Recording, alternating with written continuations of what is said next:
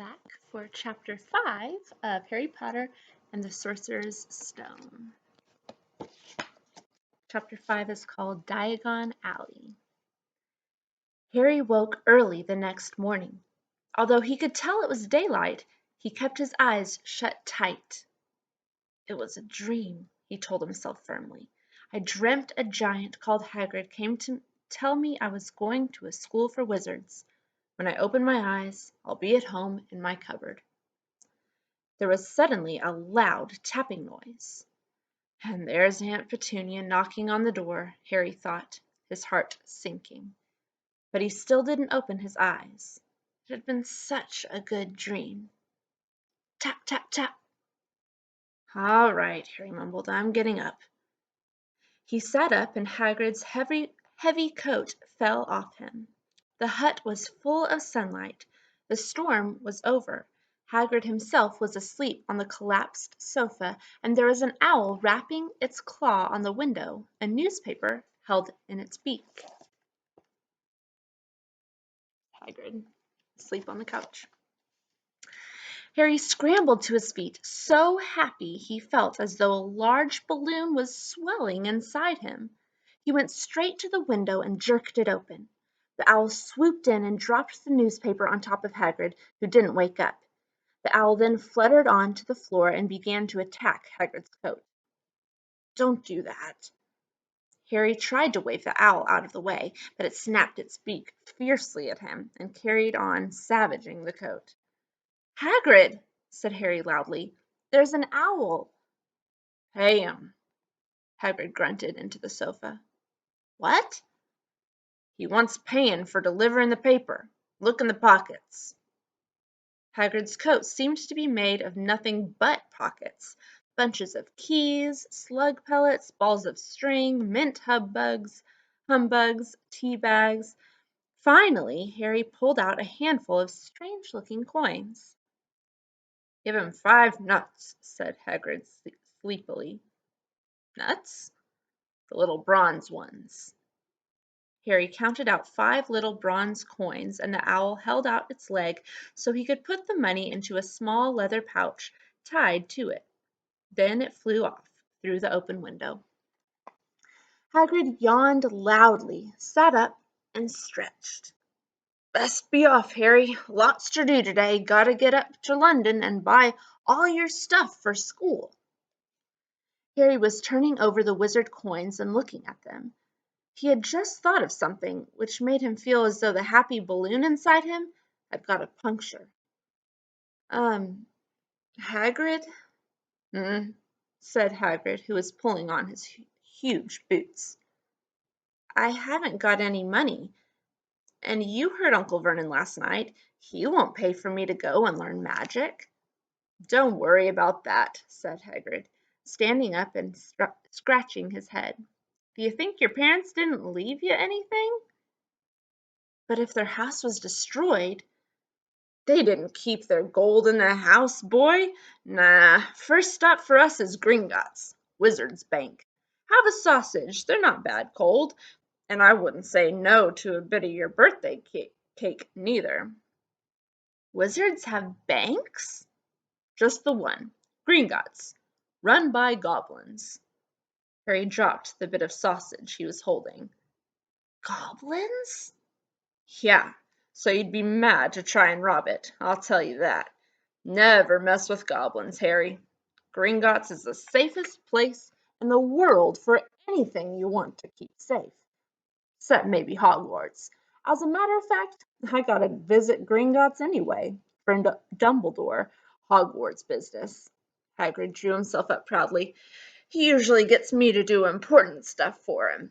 Fetching you, getting things from Gringotts. Knows he can trust me, see? Got everything? Come on, then. Harry followed Hagrid out onto the rock. The sky was quite clear now, and the sea gleamed in the sunlight. The boat Uncle Vernon had hired was still there, with a lot of water in the bottom after the storm. How did you get here? Harry asked, looking around for another boat. Flew, said Hagrid. Flew? Yeah, but we'll go back in this. Not supposed to use magic now I've got you. They settled down in the boat. Harry, still staring at Hagrid, tried to imagine him flying. "Seems a shame to row, though," said Hagrid, giving Harry another of his sideways looks. "If I was to speed things up a bit, would you mind not mentioning it at Hogwarts?" "Of course not," said Harry, eager to see more magic. Hagrid pulled out the pink umbrella again, tapped it twice on the side of the boat, and they sped off towards land.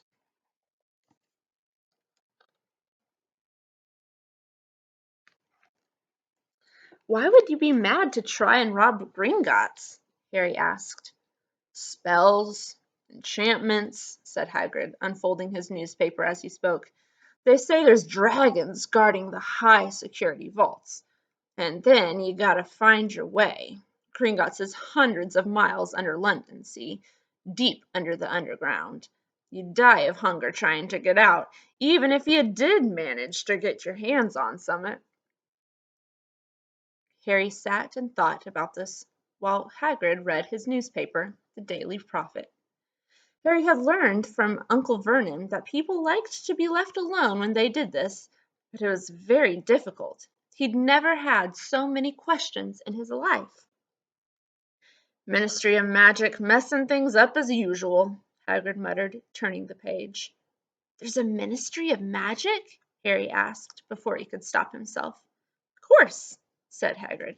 "They wanted Dumbledore for minister, of course, but he'd never leave Hogwarts, so old Cornelius Fudge got the job. Bungler, if there ever was one. So he pelts Dumbledore with owls every morning, asking for advice." "But what does the Ministry of Magic do?" "Well, their main job is to keep it from the Muggles that there's still witches and wizards and up and down the country." "Why?" "Why? Blimey, Harry, everyone be wanting magic solutions to their problems. Nah, we're best left alone." At this moment the boat bumped gently into the harbor wall. Hagrid folded up his newspaper, and they clambered up the stone steps onto the street. Passers-by stared a lot at Hagrid as they walked through the little town to the station. Harry couldn't blame them.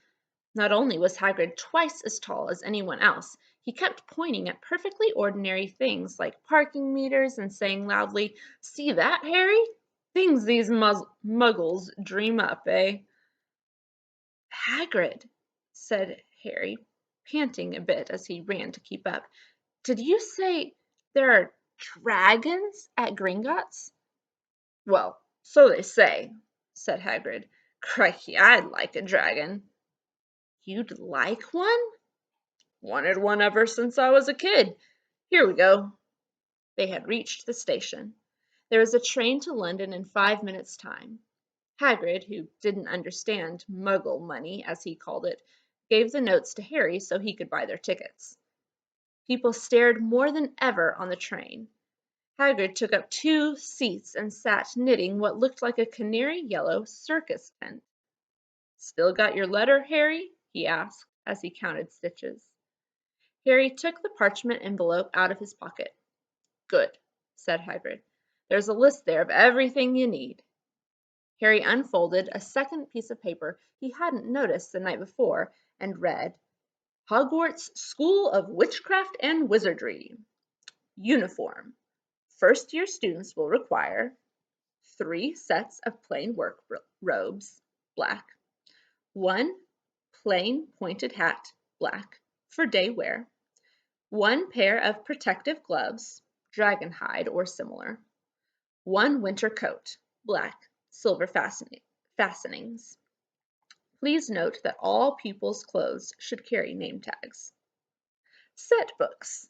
All students should have a copy of each of the following: The Standard Book of Spells, Grade 1, by Miranda Goshawk; A History of Magic by Bathilda Bagshot; Magical Theory by Aldebert Waffling; A Beginner's Guide to Transfiguration by Emmerich Switch; 1000 Magical Herbs and Fungi by Phillida Spore; Magical Draughts and Potions by Arsenius Jigger; Fantastic Beasts and Where to Find Them by Newt Scamander. The Dark Forces, A Guide to Self-Protection by Quentin Trimble. Other equipment: 1 wand, 1 cauldron, pewter, standard size 2, 1 set of crystal phials, 1 telescope, 1 set brass scales. Students may also bring an owl or a cat or a toad. Parents are reminded that first years are not allowed their own broomsticks. Can we buy all this in London? Harry wondered aloud. If you know where to go, said Hagrid.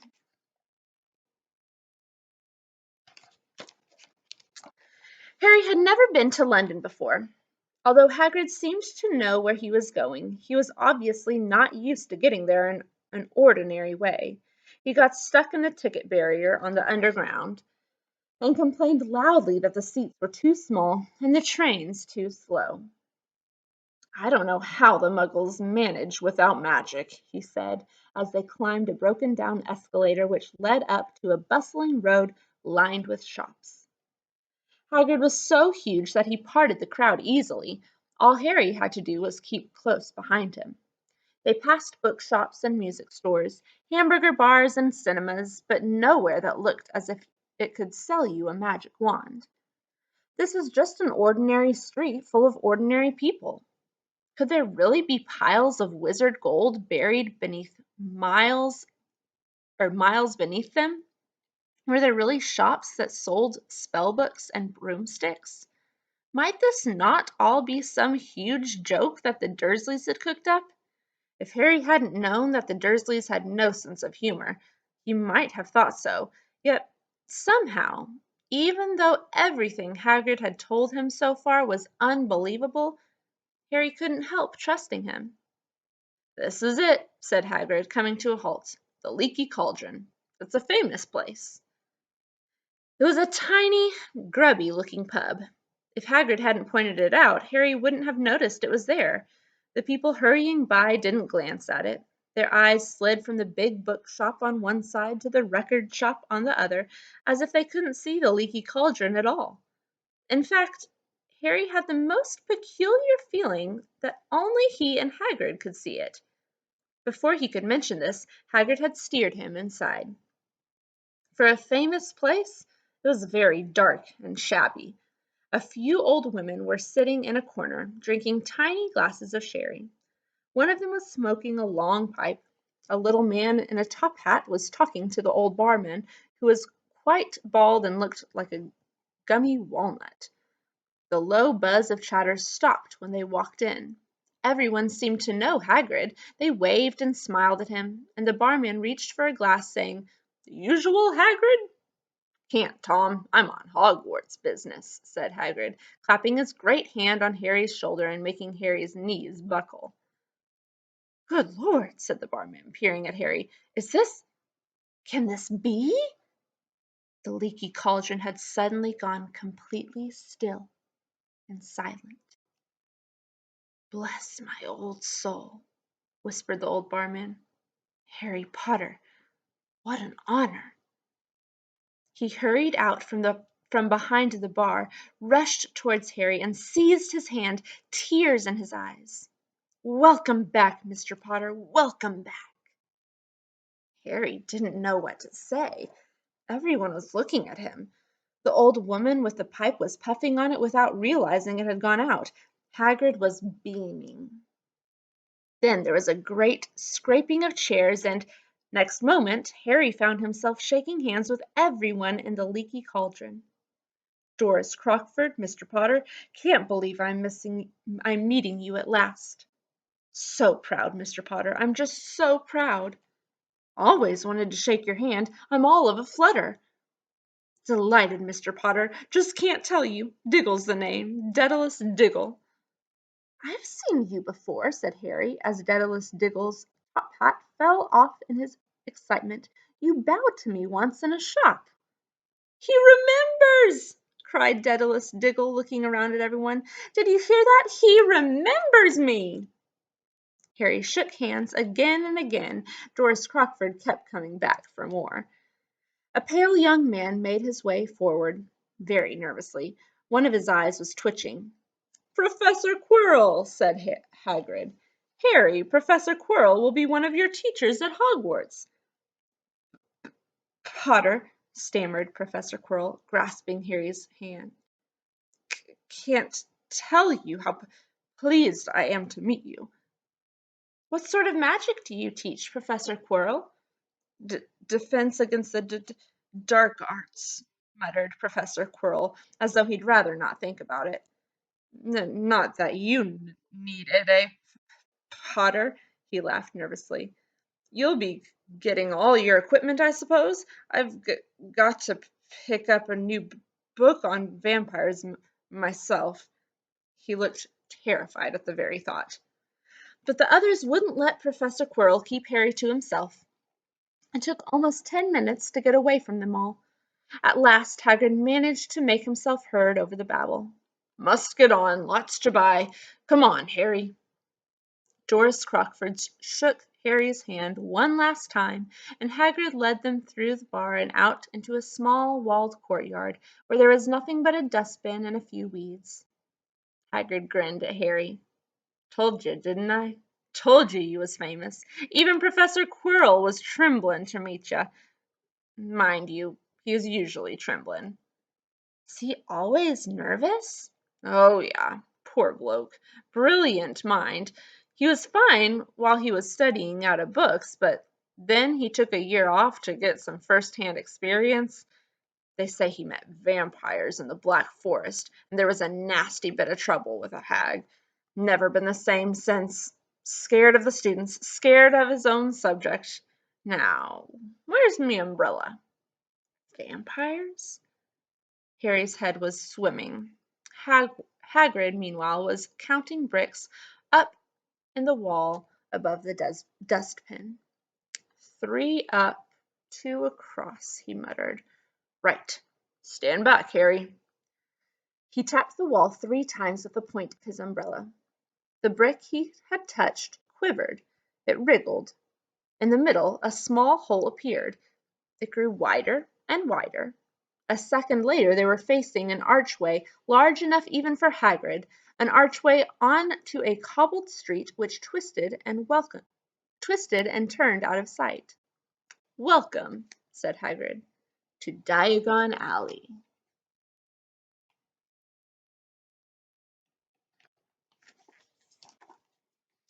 He grinned at Harry's amazement. They stepped through the archway.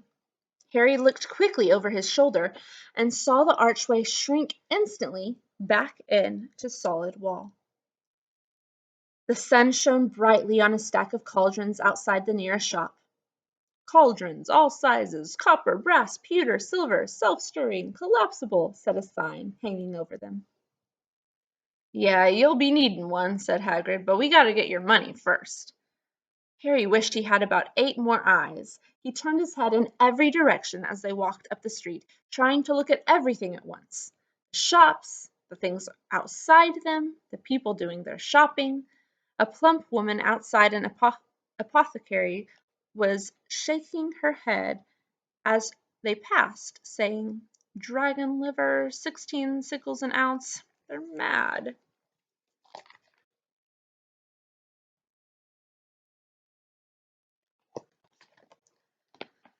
A low, soft hooting came from a dark shop with a sign saying, "Elop's Owl Emporium, Tawny, Screech, Barn, Brown, and Snowy."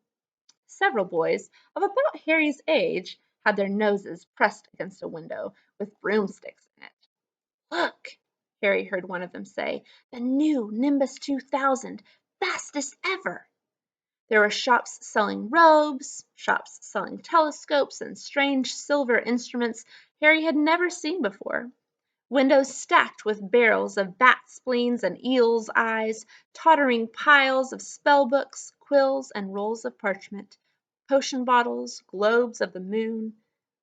"Gringotts," said Hagrid. Excuse me. They had reached a snowy white building which towered over the other little shops. Standing beside its burnished bronze doors wearing a uniform of scarlet and gold, was— "Yeah, that's a goblin," said Hagrid quietly, as they walked up the white stone steps towards him. The goblin was about a head shorter than Harry. He had a swarthy, clever face, a pointed beard, and, Harry noticed, very long fingers and feet. He bowed as they walked inside. Now they were facing a second pair of doors, silver this time, with words engraved upon them. "Enter, stranger, but take heed of what awaits the sin of greed. For those who take but do not earn must pay most dearly in their turn. So if you seek beneath our floors a treasure that was never yours, thief, you have been warned, beware of finding more than treasure there." "Like I said, you'd be mad to try and rob it," said Hagrid. A pair of goblins bowed them through the silver doors, and they were in a vast marble hall. About 100 more goblins were sitting on high stools behind a long counter, scribbling in large ledgers, weighing coins on brass scales, examining precious stones through eyeglasses. There were too many doors to count leading off the hall, and yet more goblins were showing people in and out of these. Hagrid and Harry made for the counter. It's one of the goblins. "Morning," said Hagrid to a free goblin. "We've come to take some money out of Mr. Harry Potter's safe." "You have his key, sir?" "Got it here somewhere," said Hagrid, and he started emptying his pockets onto the counter, scattering a handful of moldy dog biscuits over the goblin's book of numbers. The goblin wrinkled his nose. Harry watched the goblin on their right, weighing a pile of rubies as big as glowing coals.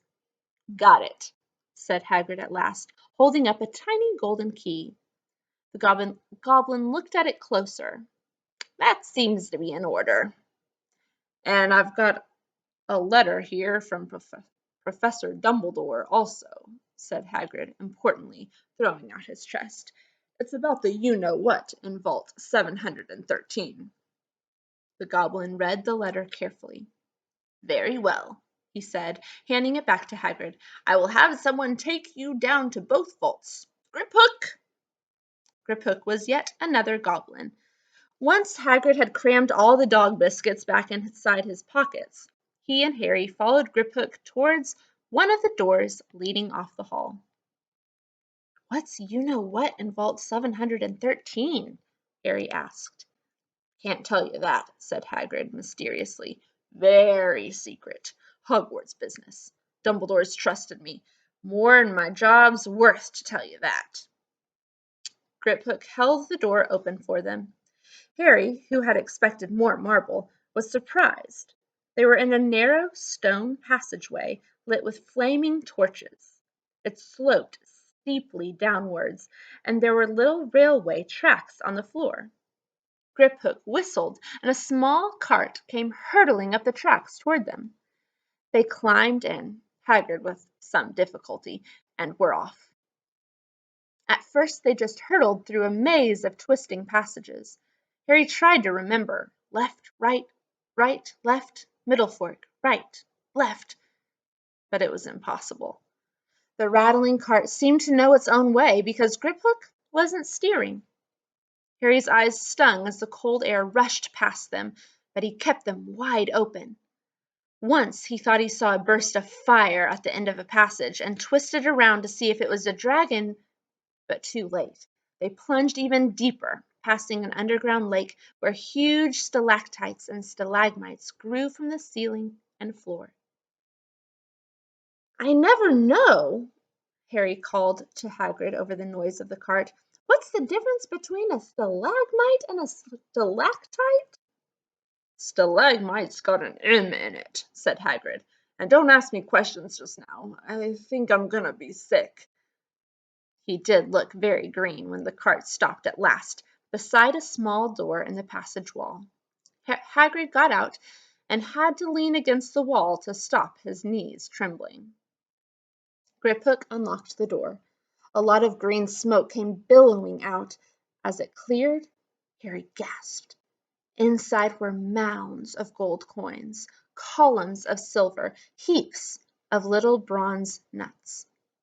"All yours," smiled Hagrid. All Harry's. It was incredible. The Dursleys couldn't have known about this, or they'd have had it from him faster than blinking. How often had they complained how much Harry cost them to keep? And all the time there had been a small fortune belonging to him, buried deep under London. Hagrid helped Harry pile some of it into a bag. "The gold ones are galleons," he explained. 17 silver sickles to a galleon, and 29 nuts to a sickle. It's easy enough. Right, that should be enough for a couple of terms. We'll keep the rest safe for you." He turned to Griphook. "Vault 713 now, please. And can we go more slowly?" "One speed only," said Griphook. They were going even deeper now and gathering speed. The air became colder and colder as they hurtled round tight corners. They went rattling over an underground ravine, and Harry leaned over the side to try and see what was down at the dark bottom, but Hagrid groaned and pulled him back by the scruff of his neck. Vault 713 had no keyhole. "Stand back," said Griphook importantly.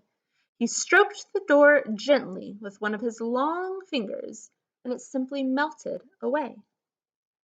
"If anyone but a Gringotts goblin tried that, they'd be sucked through the door and trapped in there," said Griphook. "How often do you check to see if anyone's inside?" Harry asked.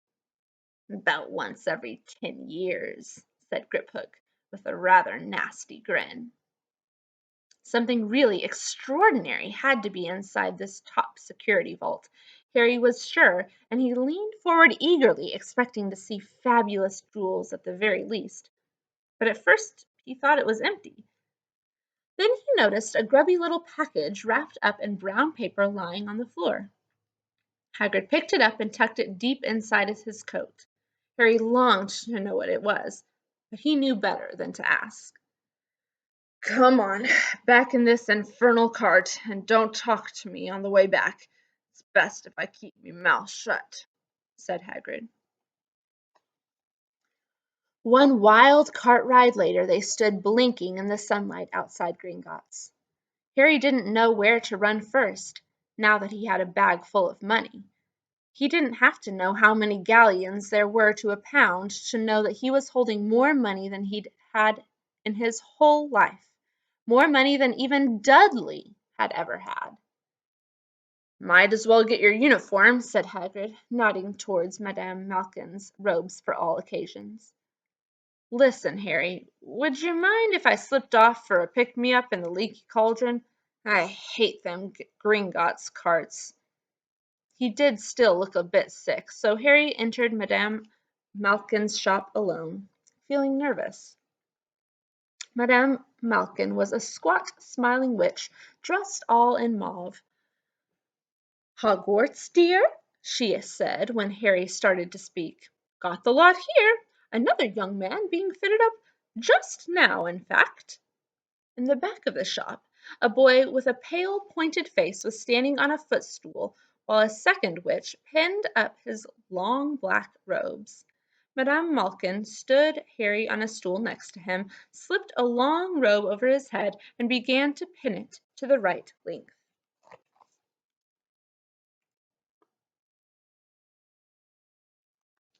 "Hello," said the boy. "Hogwarts, too?" "Yes," said Harry. "My father's next door buying my books, and mother's up the street looking at wands," said the boy.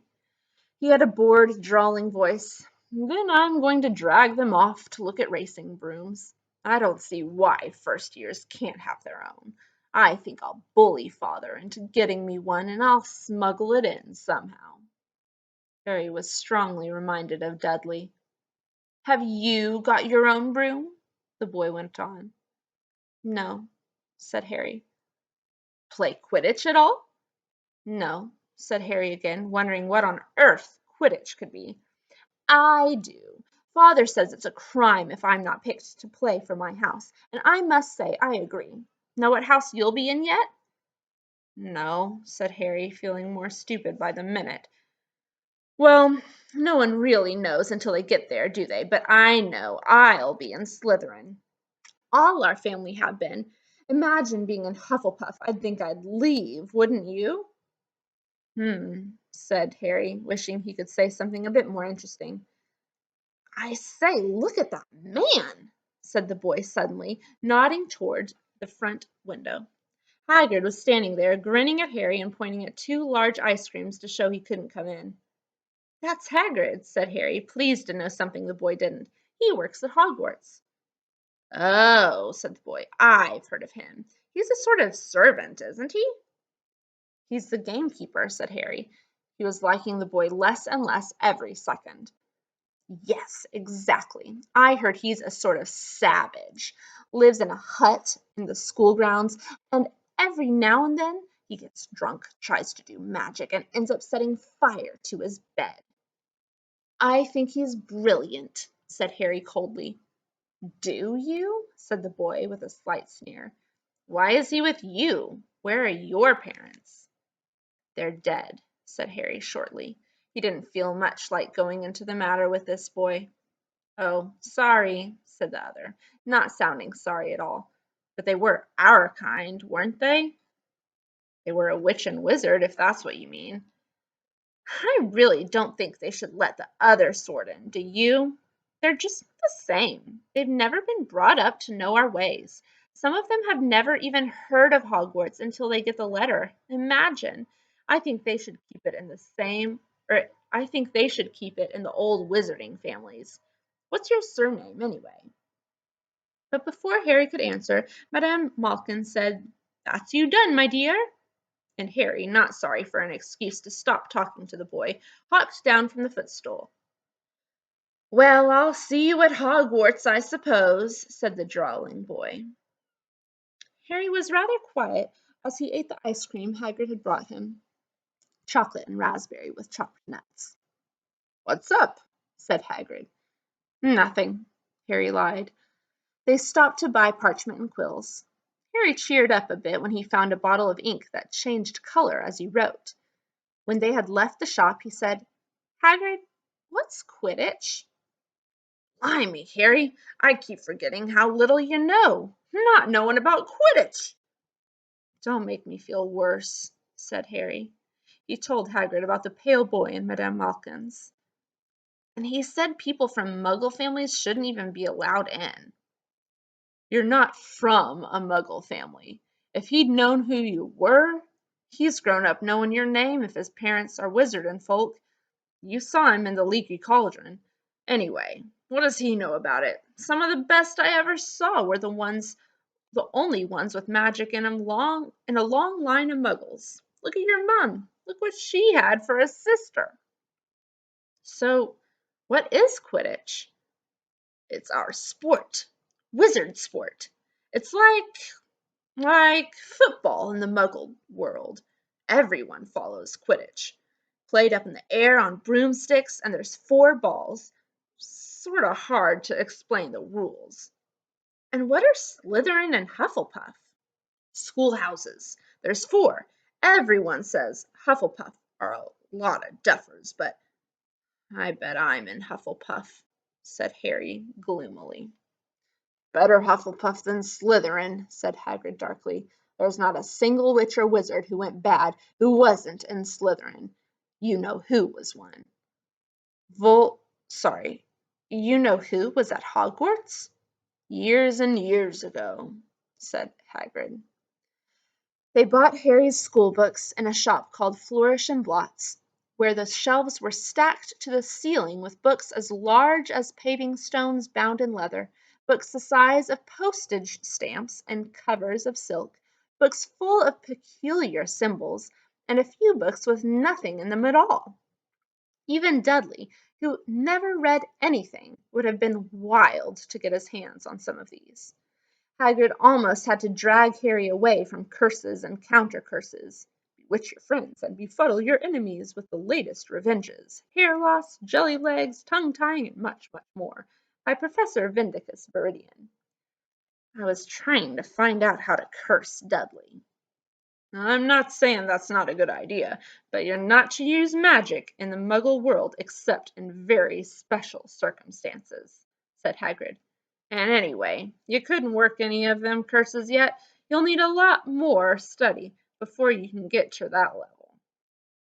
Hagrid wouldn't let Harry buy a solid gold cauldron either. It says pewter on your list. But they got a nice set of scales for weighing potion ingredients and a collapsible brass telescope. Then they visited the apothecary's, which was fascinating enough to make up for its horrible smell, a mixture of bad eggs and rotted cabbages. Barrels of slimy stuff stood on the floor, jars of herbs, dried roots, and bright powders lined the walls. Bundles of feathers, strings of fangs, and snarled claws hung from the ceiling. While Hagrid asked the man behind the counter for a supply of some basic potion ingredients for Harry, Harry himself examined silver unicorn horns at 21 galleons each, and minuscule, glittery black beetle eyes, 5 nuts a scoop. Outside the apothecary's, Hagrid checked Harry's list again. Just your wand left. Oh yeah, and I still haven't gotten you a birthday present. Harry felt himself go red. You don't have to. I know I don't have to. Tell you what, I'll get your animal. Not a toad. Toads went out of fashion years ago. You'd be laughed at. And I don't like cats. They make me sneeze. I'll get you an owl.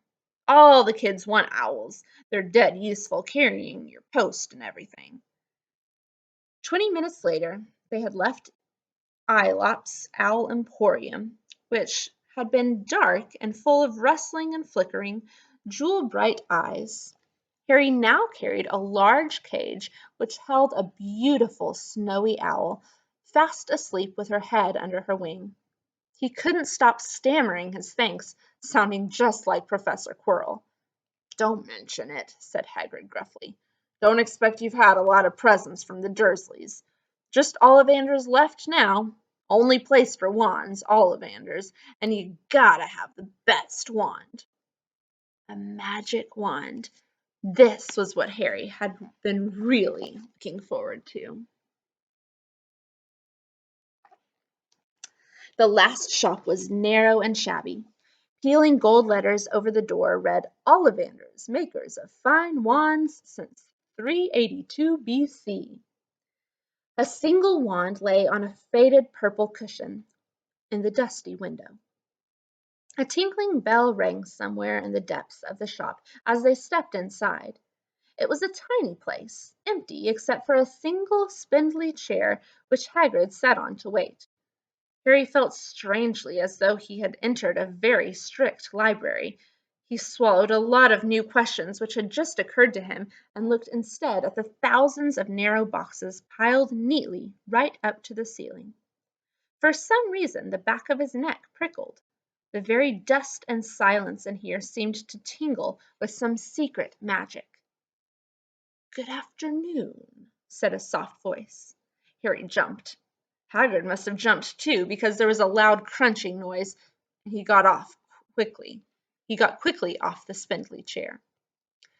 An old man was standing before them, his wide, pale eyes shining like moons through the gloom of the shop. Hello, said Harry awkwardly. Ah, yes, said the man. Yes, yes, I thought I'd be seeing you soon. Harry Potter. It wasn't a question. You have your mother's eyes. It seems only yesterday she was in here herself buying her first wand. 10¼ inches long, swishy, made of willow. Nice wand for charm work. Mr. Ollivander moved closer to Harry. Harry wished he would blink. Those silvery eyes were a bit creepy. Your father, on the other hand, favored a mahogany wand, 11 inches, pliable, a little more power and excellent for transfiguration. Well, I say your father favored it. It's really the wand that chooses the wizard, of course. Mr. Ollivander had come so close that he and Harry were almost nose to nose. Harry could see himself reflected in those misty eyes. And that's where Mr. Ollivander touched the lightning scar on Harry's forehead with a long white finger. I'm sorry to say I sold the wand that did it, he said softly. 13.5 inches, you powerful wand, very powerful. And in the wrong hands, well, if I'd known what that wand was going out into the world to do. He shook his head, and then, to Harry's relief, spotted Hagrid. Rubeus Hagrid! How nice to see you again. Oh, 16 inches, rather bendy, wasn't it? It was, sir, yes, said Hagrid. Good wand, that one. But I suppose they snapped it in half when you got expelled, said Mr. Ollivander, suddenly stern.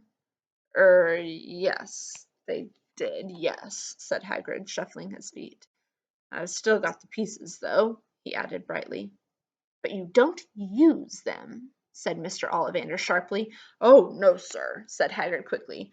Harry noticed he gripped his pink umbrella very tightly as he spoke.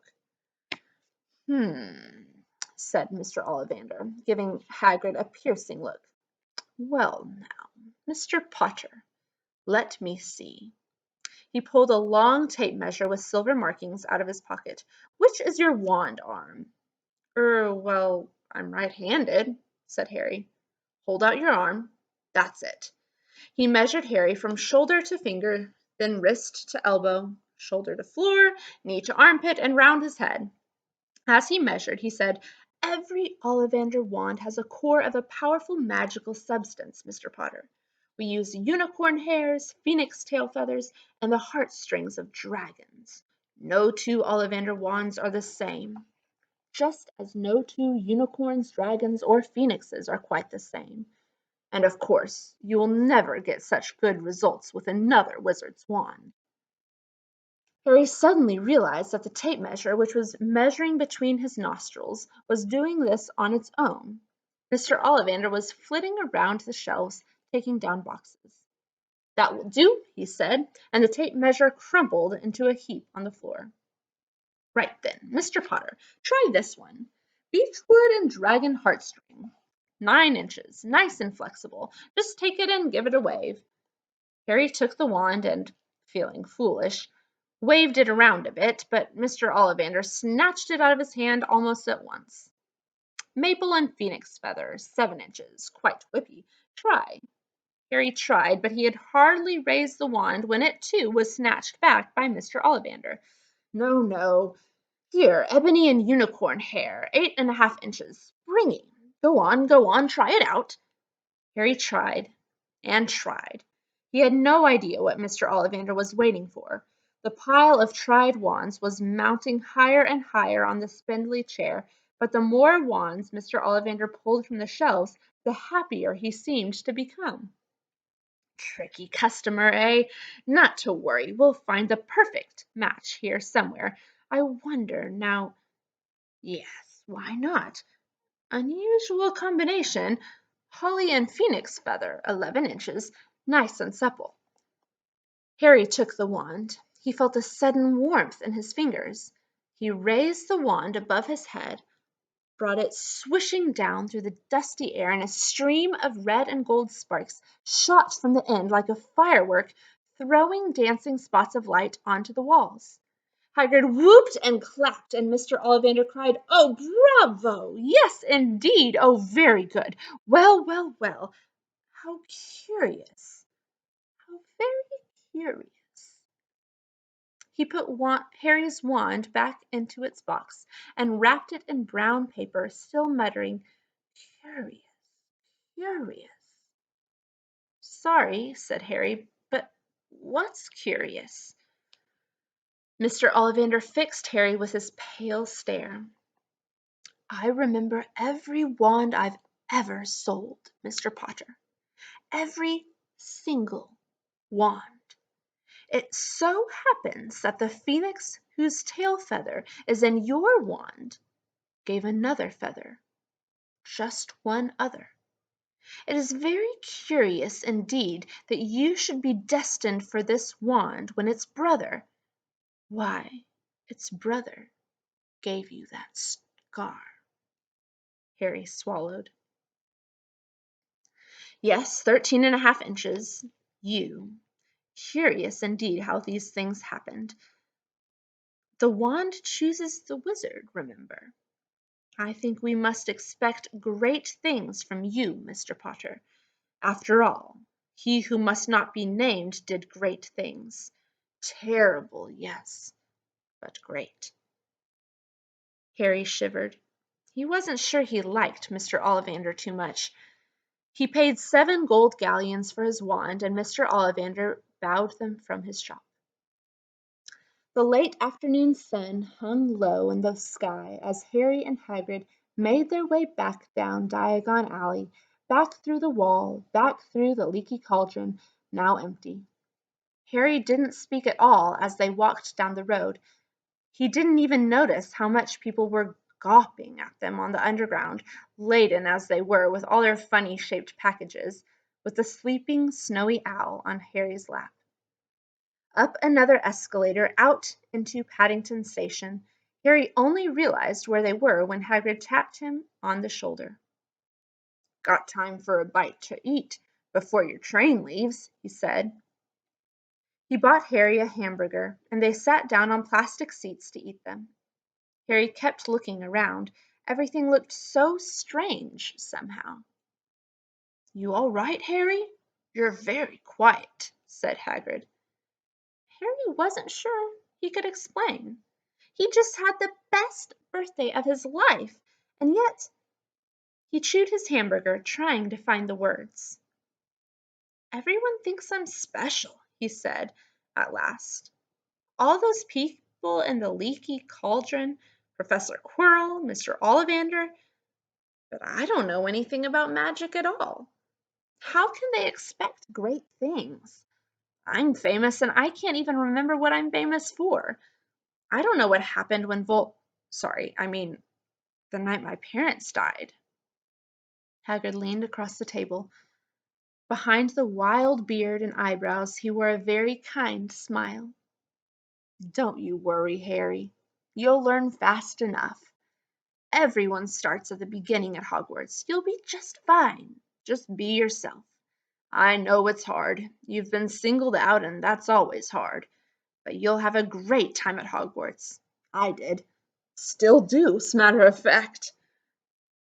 Hagrid helped Harry onto the train that would take him back to the Dursleys, then handed him an envelope. "Your ticket to Hogwarts," he said. "1st of September, King's Cross. It's all on your ticket. Any problems with the Dursleys, send me a letter with your owl. She'll know where to find me.